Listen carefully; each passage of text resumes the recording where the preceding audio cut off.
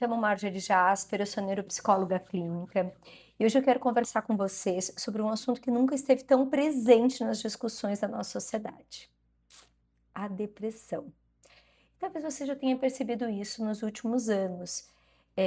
Nós vemos cada vez mais, até mesmo empresas falando sobre saúde mental, cada vez mais profissionais estão discutindo, inclusive depressão, ansiedade, aí, burnout, enfim, né? Pensando nesse quesito também do trabalho.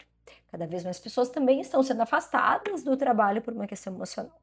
Por que a gente está falando tanto sobre isso? Será que existem mais pessoas adoecendo de fato? Ou será que simplesmente estamos identificando algo que antes era ignorado? Então, recentemente, a saúde mental ganhou ainda mais destaque no ambiente corporativo por conta daquelas atualizações que aconteceram em NR1. Para quem não sabe, que NR1 dispõe, né, então é uma norma regulamentadora do Ministério do Trabalho que passou a reforçar a necessidade de identificação e gerenciamento dos chamados riscos psicossociais no ambiente de trabalho. Assim, em outras palavras, não basta mais uma empresa se preocupar, não basta mais a empresa ela se preocupar apenas com os riscos físicos, ela tem que também, ou como acidentes, ou exposição a produtos, dependendo da empresa, né? Ela tem que ter essa preocupação também com fatores que afetam a saúde mental dos trabalhadores, né? Gente, mas o que eu quero falar para vocês não é sobre a NR1 neste momento. Podemos até gravar um vídeo falando sobre isso, porque eu amo esse assunto relacionado à saúde mental. O que eu quero falar sobre um transtorno muito conhecido e que continua mal compreendido por muitas pessoas, o transtorno depressivo maior. Inclusive, uma coisa que chama atenção nos meus atendimentos, assim, é que muitas pessoas chegam para avaliação ou para terapia acreditando que não estão deprimidas. Elas dizem assim: ah, Marjorie, mas eu não tô triste. Eu não tô sentindo isso, né? E quando a gente começa a conversar, né, enfim, fazer as intervenções, eu percebo que elas não estão necessariamente tristes o tempo todo, mas o que se apresenta ali é que essas pessoas muitas vezes perderam a vontade de fazer coisas que antes elas gostavam, né? Se sentem mais cansadas, mais irritadas, mais isoladas, né? Até buscam isolamento. É como se começassem a sentir assim que a vida ficou mais pesada, talvez, né? Vale lembrar, né, que o Brasil hoje utiliza CID-11, hoje estamos falando de 29 de maio, estou gravando esse vídeo dia 29 de maio de 2026, a classificação internacional de doenças da Organização Mundial de Saúde, né, então, que é o CID-11, dentro dele os transtornos depressivos fazem parte de um grupo específico de condições relacionadas ao humor. O transtorno depressivo maior é uma das formas mais conhecidas de depressão e envolve um conjunto de sintomas que permanecem por semanas ou meses e que causam prejuízo real na vida das pessoas. Não é assim, ah, eu acordei triste, faz 2 dias que eu ando meio triste, ou com uma situação específica, ah, eu fui demitido, por exemplo, e eu fiquei muito triste, estou com depressão, faz uma semana que eu fui demitido. Não, isso não é depressão, tá? Eu gosto de explicar assim, a depressão de um jeito mais simples, que é quando estamos apenas tristes, como por exemplo, fui demitido. Pode acontecer. Geralmente a gente sabe o motivo, algo aconteceu ali, né? Tivemos uma perda, uma decepção, por exemplo, um conflito.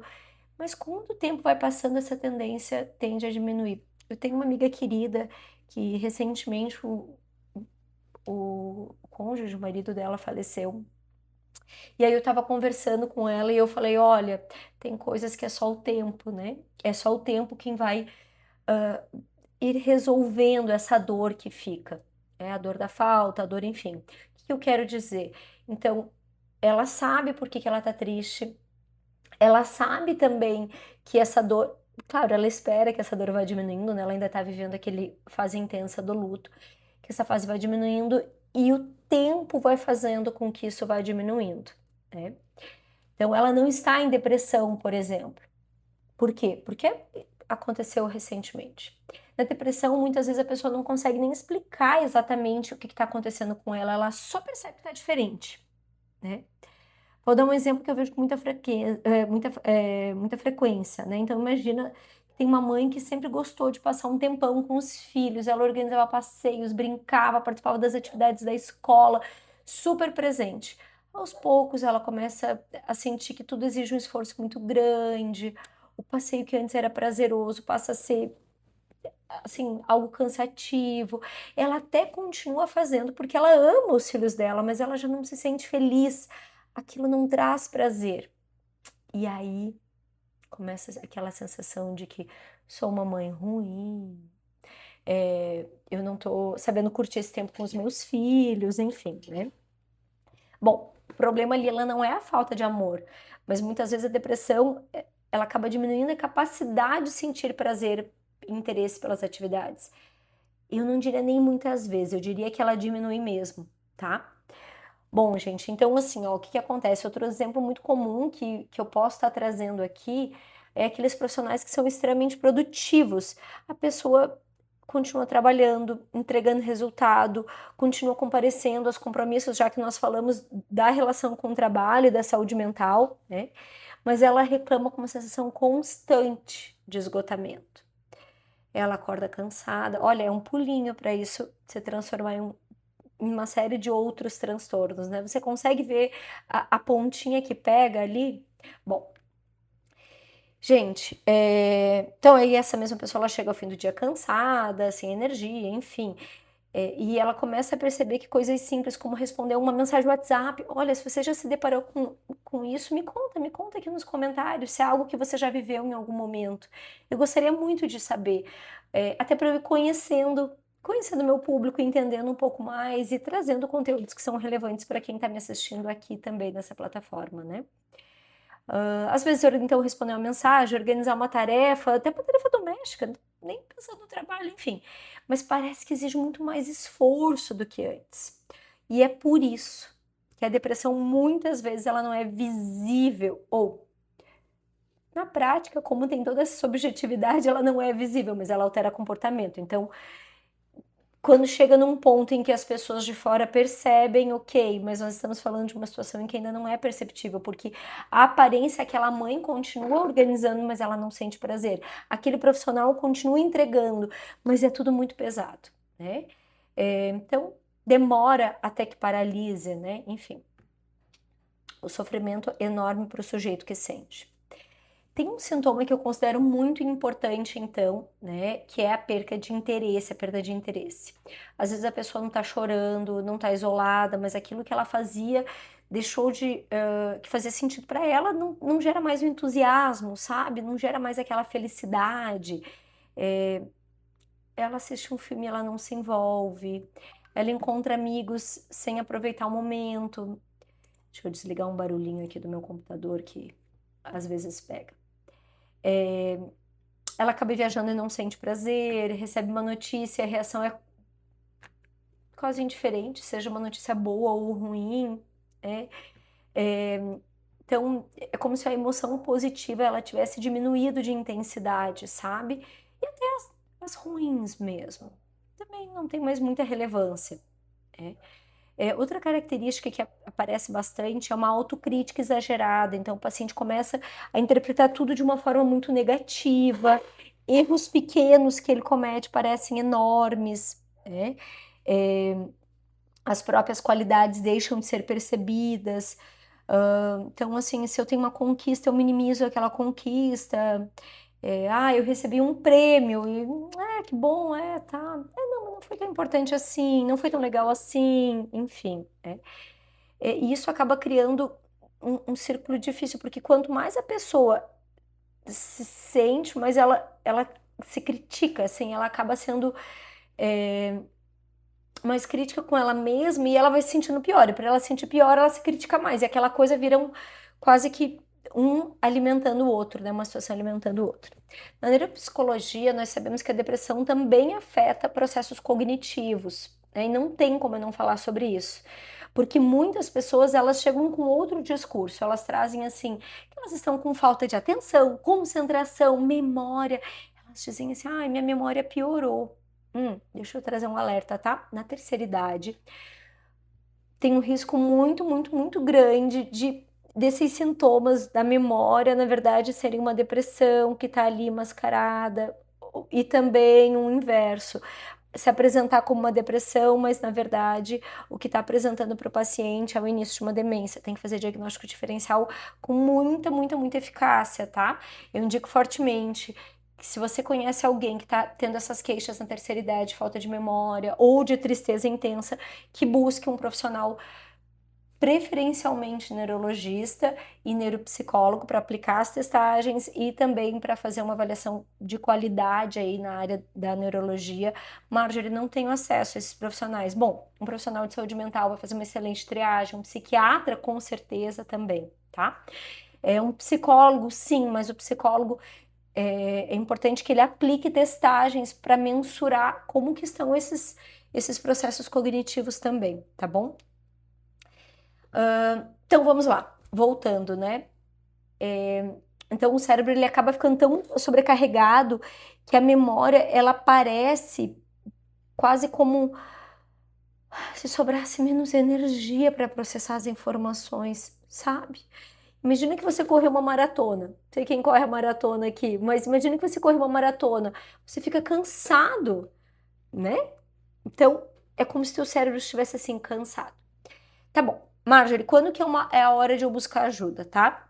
Eu costumo dizer que devemos prestar atenção quando esses sintomas eles interferem na vida, quando o trabalho é afetado, quando os relacionamentos são afetados, quando a rotina ela acaba mudando significativamente, quando a pessoa deixa de fazer coisas importantes. Olha, eu falei muitas situações que são de comportamento, mas agora de autopercepção, de sentimento.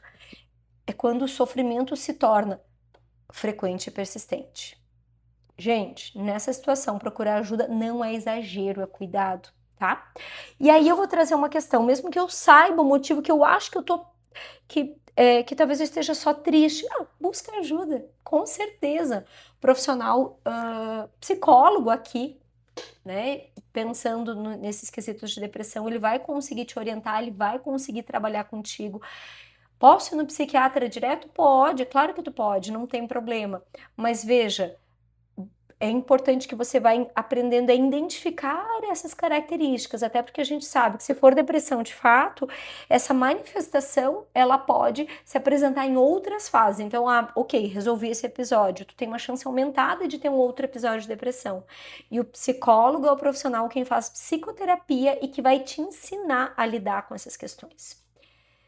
Gente, tem muito tratamento. Eu adoro indicar para psicoterapia cognitiva comportamental, mas aqui eu tô puxando a brasa para minha sardinha porque eu tenho formação em terapia cognitivo comportamental, as chamadas terapias cognitivas, enfim, tenho especialização, formação na área, enfim, uma série de cursos. Mas se você buscar psicoterapia com outras abordagens, também vai te trazer resultado com toda certeza. Importante é você compreender os teus pensamentos, as tuas emoções e os teus comportamentos, tá? Buscar o psiquiatra é super importante também, tá? Porque ele vai te auxiliar com certeza. Eu costumo comparar com outras áreas da saúde, assim. Então, por exemplo, digamos que se você tem hipertensão, você pode precisar só de medicação. Pode ser, não sou cardiologista para afirmar, mas pode ser, né? Se você tem diabetes, você pode precisar de medicação, né? E com transtornos mentais também isso pode acontecer. Mas é provável que você tenha que fazer, tanto para hipertensão, quanto para diabetes, quanto, enfim, você vai ter que fazer outros acompanhamentos na tua vida, como um cuidado alimentar, um cuidado com o estilo de vida, enfim, né? Então vamos lá, gente. Algo que eu quero que fique do meu vídeo, que vai ser a cereja do bolo para mim, se você lembrar disso. Depressão não é fraqueza. Repita comigo: depressão não significa fraqueza. Depressão não significa fraqueza. Significa que estamos utilizando ferramentas que podem ser adequadas quando a gente vai para psicoterapia, essas ferramentas elas podem ser adequadas para uma condição que está causando um sofrimento, tá?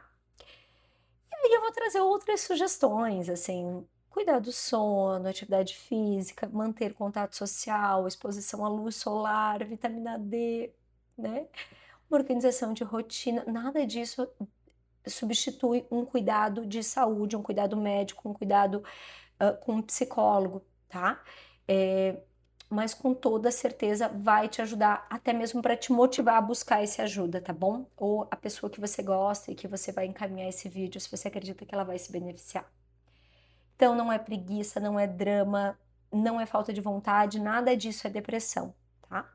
É importante trazer também que a depressão é uma doença, né? Então, uma condição de saúde, diria assim, que ela pode afetar qualquer pessoa, tá? E quanto mais cedo for identificado, como todos os quesitos de saúde, melhor é a resposta, melhor a recuperação também, tá? Gente, assim, sofrer sozinho nunca deveria ser uma opção. Então, nem para ti, se você está assistindo esse vídeo e você acha que você necessita de ajuda, como também para pessoas que você gosta e que você sente que mudou um pouquinho o jeitinho dessa pessoa, o comportamento, enfim. Então, se inscreve neste canal, dá um like se você gostou desse conteúdo, se é relevante para você e seguimos até o próximo.